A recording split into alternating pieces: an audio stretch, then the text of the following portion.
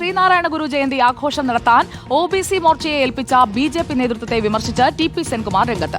OBC മോർച്ചയെ പരിപാടി നടത്താൻ എന്തിനേൽപ്പിച്ചുവെന്നാണ് അദ്ദേഹത്തിന്റെ ചോദ്യം. ബിജെപി അല്ലേ പരിപാടി നടത്തേണ്ടതെന്നും ഒബിസി മോർച്ചക്കാരുടെ മാത്രമല്ലല്ലോ ശ്രീനാരായണ ഗുരുവെന്നും ടി.പി. സെൻകുമാർ ഫേസ്ബുക്കിലൂടെ ചോദിക്കുകയാണ്. റഹീസ് റഷീദ് നമുക്കൊപ്പം എത്തുന്നു. Good morning Rahees Rasheed. എന്തുകൊണ്ട് ഒബിസി മോർച്ചയെ ഏൽപ്പിക്കുന്നു, നേരിട്ട് നടത്തിക്കൂടെ എന്ന ചോദ്യം ടി.പി. സെൻകുമാർ ഉന്നയിക്കുകയാണ്. ബിജെപി നേതൃത്വത്തിന്റെ മറുപടി എന്തെങ്കിലും വന്നിട്ടുണ്ടോ ഈ പോസ്റ്റിന് ശേഷം? Good morning Sujiya. ആ മറുപടി ബി.ജെ.പി. നേതൃത്വത്തിൻ്റെ വന്നിട്ടില്ല. ഏതാണ്ട് അരമണിക്കൂറിൽ താഴെ മാത്രമേ ആയിട്ടുള്ളൂ.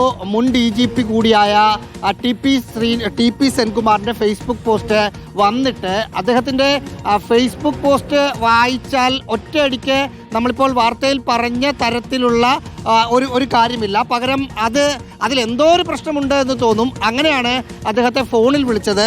അദ്ദേഹത്തിൻ്റെ പോസ്റ്റിൽ പറയുന്നത് 1916 തന്നെ ഗുരുദേവൻ പറഞ്ഞ കാര്യങ്ങൾ ബി.ജെ.പി. നേതൃത്വം മറന്നുപോയി.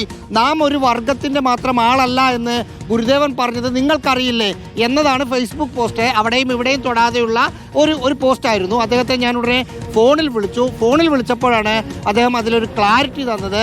എന്തിനാണ് ഒബിസി മോർച്ചയെ ഇത്തരം പരിപാടികൾ സംഘടിപ്പിക്കാൻ ഏൽപ്പിക്കുന്നത്? അത് ബി.ജെ.പിക്ക് തന്നെ നടത്തിക്കൂടെ?